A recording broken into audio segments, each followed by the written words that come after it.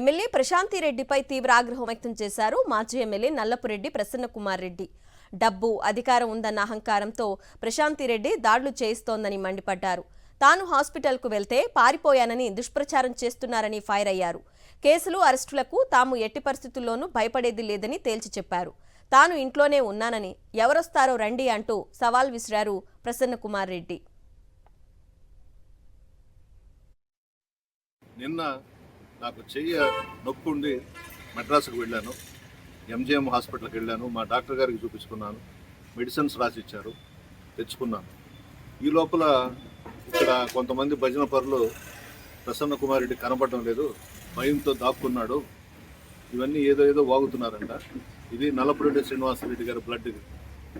భయపడేది మాలో లేనే లేదు, మా కుటుంబంలో లేనే లేదు. ఎంత దూరమైనా పోతాం, ఎంత ఫైట్ అయినా చేస్తాము. మాకు ఆ బుద్ధులు లేవు. దాంకోవాలా, బెయిల్ వచ్చేదాకా అక్కడ ఉండాలా, ఇక్కడ ఉండాలా, ఎవరికి కనబడకూడదు అనేది నా మనసులోనే లేదు.